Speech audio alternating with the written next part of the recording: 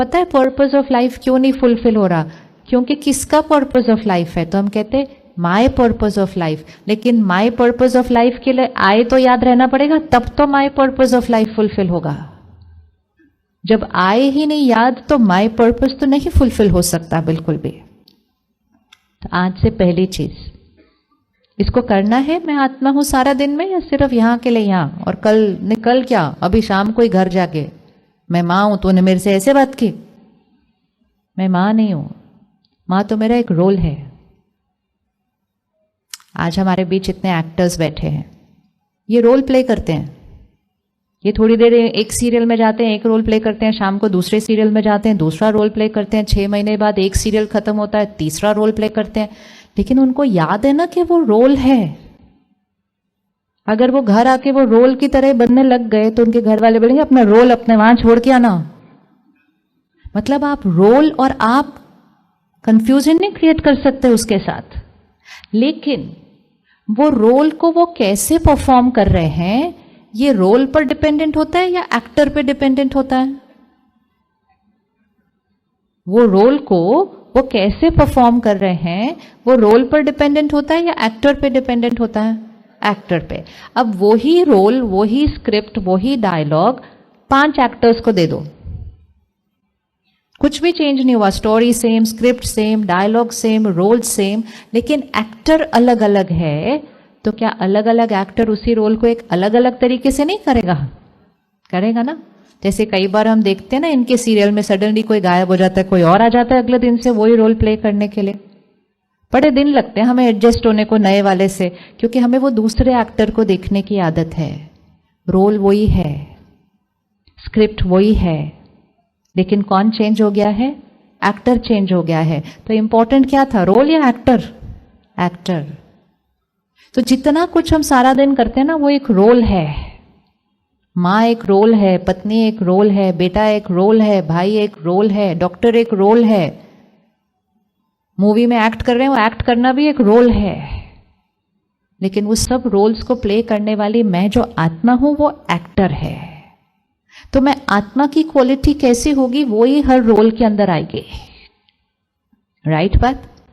लेकिन हम सारा दिन में रोल्स पर इतना फोकस करते हैं, लेकिन मैं आत्मा की एक्टिंग की जो क्वालिटी है, मेरे जो संस्कार हैं, उस पर हम ध्यान नहीं देते हैं। तो आज से हम सबसे पहले अपनी भाषा को बदलेंगे। मैं कौन हूं? मैं कौन हूं?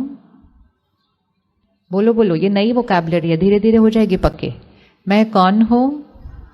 मैं आत्मा हूं। जैसे हम बोलते हैं ना मैं आत्मा हूं, ऐसे तो भूत जैसा कुछ दिखाई दे देता है सामने, है वो आत्मा तो ऐसे पिक्चरों में भूत जैसे भटक रही हुई है, वो दिखाई देती है। इतनी सारी मिसकंसेप्शंस है ना हमारे पास, इसीलिए हम अपनी रियलिटी से कनेक्ट ही नहीं कर पाते हैं।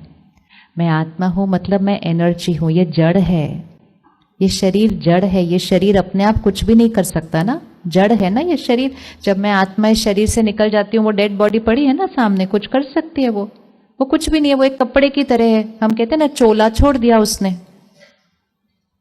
तो जब हम सत्संग में जाते हैं तब हमें याद रहता है मैं आत्मा हूं, जब हम भूत की पिक्चर देखते हैं तब हमें याद रहता है मैं आत्मा हूं, बाकी सारा दिन हमें ये याद नहीं रहता कि मैं आत्मा हूं।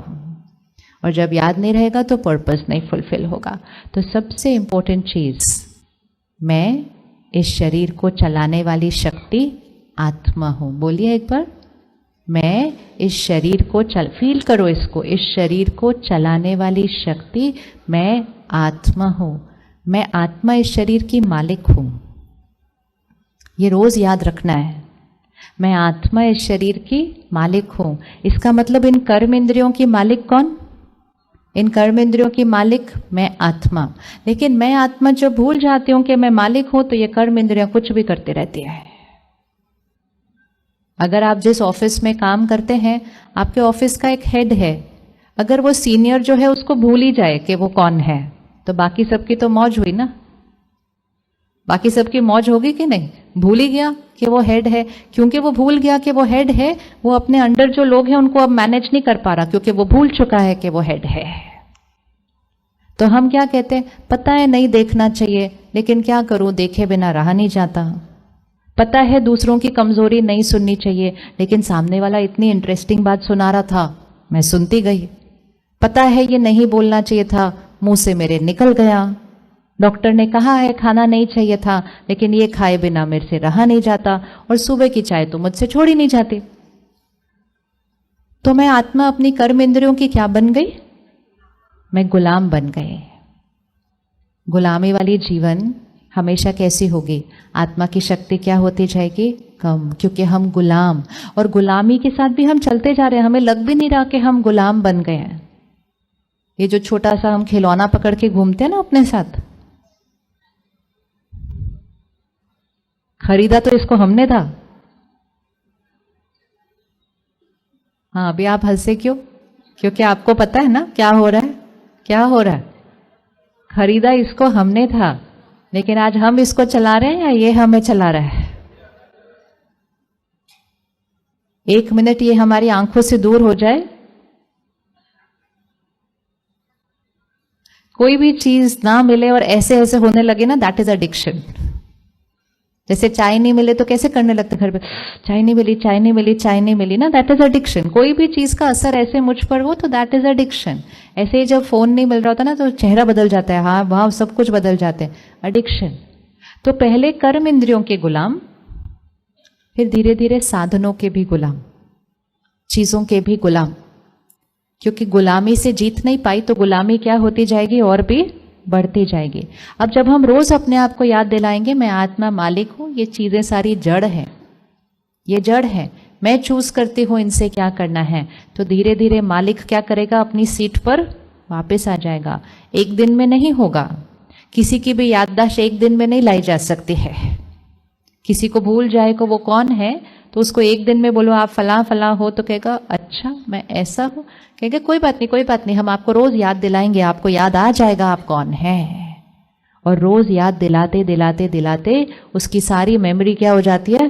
वापस आ जाती है। यही स्पिरिचुअलिटी है, ये आध्यात्म है कि मैं आत्मा हूं। ये शब्द पता है, लेकिन सारा दिन में उस कॉन्शियसनेस में जीते ही नहीं है। मतलब जो हम हैं वो ही भूलकर हम जीवन जिएंगे।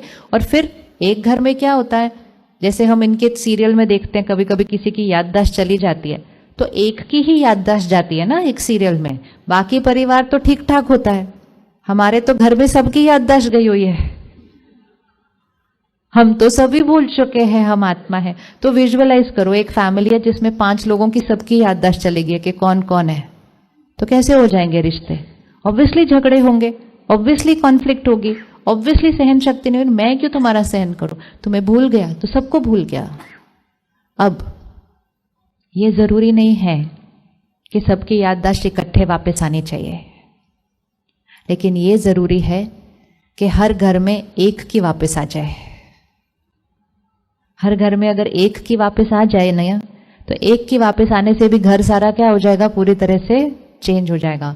और जब एक की वापस आ जाती है ना, तो अनुभव ये कहते हैं धीरे धीरे बाकियों की भी आने लग जाती है, क्योंकि एक की आ गई वापस, एक की वापस आ गई। तो मैं आत्मा हूं, ये सिर्फ एक शब्द नहीं है कि मैं आत्मा हूं, ये एक अंडरस्टैंडिंग है, ये एक कॉन्शियसनेस है। क्योंकि जैसे ही मुझे याद आता है कि मैं आत्मा हूं, तो दूसरा भी कौन है? दूसरा भी कौन है? वो भी आत्मा है। अब अपनी फैमिली को लेकर आओ सामने, फिर से 2, 3, 4 जितने भी लोग हैं, ये इनका शरीर है। पति, बेटा, पत्नी, भाई, बहन, ये हमारा रोल है, ये इनका कॉस्ट्यूम है, ये हमारा रोल है, लेकिन ये आत्मा है। और मैं आत्मा, इस आत्मा के साथ बात करती हूं। रिश्ता मुझ आत्मा और इस आत्मा का है, जिसमें इंग्लिश में लोग बहुत ब्यूटीफुल वर्ड यूज करते हैं, कहते सोलमेट। सोलमेट मतलब वो कपल नहीं होता, सोलमेट। सोलमेट मतलब जिसे ये याद रहे मैं आत्मा हूं, और जो दूसरी आत्मा के साथ कनेक्ट हो, तो वो सोल टू सोल कनेक्शन होता है। और जब याद ही नहीं मैं आत्मा हूं और आत्मा से बात कर रही हूं, तो उसको ईगो क्लैश कहा जाता है। कहता है ईगो क्लैश हो रहा है। अब हमारे घर में सोल कनेक्शन हो रहा है या ईगो क्लैश ज्यादा हो रहे हैं? कौन से रिश्ते चल रहे हैं? ईगो क्लैश हो रहे हैं। और जैसे ही मुझे याद आने लगा कि मैं आत्मा हूं और मैं आत्मा से बात कर रही हूं, वो ईगो क्या होने लगेगा? कम, एंड एक तरफ से भी कॉन्शियसनेस चेंज हो गई तो दूसरी तरफ से चेंज होने लगेगी और हम ईगो कॉन्शियसनेस से सोल कॉन्शियसनेस पे शिफ्ट होंगे। अब एक सेकंड देखने का, आंख बंद करो, हम एक और जगह जा रहे हैं अभी। आप यहां से उठकर किसी भी ऑफिस की बड़ी सी बिल्डिंग के पास पहुंच जाओ। आपको उस ऑफिस के हेड से मिलने जाना है अभी। बहुत बड़ी बिल्डिंग है। अपनी गाड़ी स्कूटर लीजिए, गेट तक पहुंच जाइए। गेट पर एक भैया खड़े हैं, वो मुस्कुराते हैं, सलाम करते हैं। आप उनको किस तरह देखते हैं? अंदर जाइए, रिसेप्शन है, एक बहन या भाई वहां सेवा पर खड़े हैं, वो झुककर नमस्ते करके मुस्कुराते हैं। आप उनसे कैसे व्यवहार करते हैं? फिर आप आगे जाइए, फर्स्ट फ्लोर पे पहुंचिए, उस ऑफिस का मैनेजर है। और फिर आप अगले मिनट चौथे फ्लोर पर पहुंच जाइए, उस कंपनी का सीईओ है, चेयरमैन है, एमडी है। आप उनसे कैसे बात करते हैं? 1 2 3 4 10 मिनट में हम 4 लोगों से मिले हैं।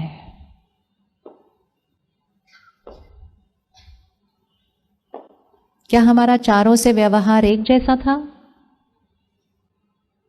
क्या हमारा चारों से व्यवहार एक जैसा था? यस? क्या हमारा चारों से व्यवहार एक जैसा था? नहीं। चेंज हुए, चेंज हुए, चेंज हुए, चेंज हुए। जो चीज ओरिजिनल होती है ना, वो चेंज नहीं हो सकती इतनी जल्दी। इन चारों में से मेरा ओरिजिनल कौन सा था? 4 बार चेंज हुए कोई बात नहीं, लेकिन इन चारों में से मेरा ओरिजिनल पर्सनालिटी कौन सी थी? कौन सी वाली थी? हाँ जी, एक भी नहीं थी। क्योंकि चारों में से अगर एक भी मेरी ओरिजिनल होती तो फिर वो चेंज नहीं होती, वो ओरिजिनल टिकी रहती। तो जब हम 4 लोगों से मिले, हम 4 बार चेंज क्यों हुए? क्योंकि हम किससे मिल रहे थे? हम किससे मिल रहे थे? दिख गया किससे मिल रहे थे? हम 4 रोल्स से मिल रहे थे, हम 4 सोल्स से नहीं मिल रहे थे। तो जो भैया गेट पर था, उसने झुका, स्माइल किया, हमने कहा हाँ हाँ चलो। और जब उधर पहुंचे ऊपर, हमने कहा हाँ। अगर कल कुछ ऐसा हो जाए कि जो 4थी मंजिल पे था वो गेट पर पहुंच जाए, आजकल कुछ भी होता है, और जो गेट पर था वो 4थी मंजिल पे हो जाए, तो हम फिर चेंज हो जाएंगे। इस वाले को बोलेंगे हाँ, और उस वाले को बोलेंगे। तो हम किससे बात कर रहे हैं? हम किससे कनेक्ट कर रहे हैं? हम पोजीशन से कनेक्ट कर रहे हैं, हम ओहदे से कनेक्ट कर रहे हैं, हम उसके रोल से कनेक्ट कर रहे हैं। व्यक्ति से हमारा कोई लेन देन नहीं। इसलिए हमारी जीवन कैसी होने लग गई? बहुत खोखली होने लग गई है। हम गाड़ी की साइज से बात करते हैं, हम मकान के साइज से बात करते हैं। हम बॉम्बे में पूछते हैं आप कौन से एरिया में रहते हैं, उस हिसाब से हम बात करते हैं। जितना हम ऐसे होते गए, हम अपनी ओरिजिनल प्योरिटी से क्या होते गए? अब क्या ये पॉसिबल है कि हम उन चारों से एक जैसा प्यार से बात करें? Is it possible? Is it possible? Is it possible कि हम चारों से एक जैसे प्यार से बात करें? तो कल से हम ये कर सकते हैं? कल से हम ये कर सकते हैं?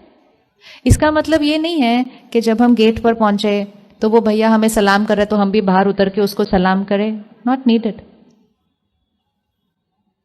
रोल, जो परफॉर्मेंस है वो रोल की है, लेकिन जो सोल है वो चारों इक्वल है, उनके रोल अलग अलग हैं।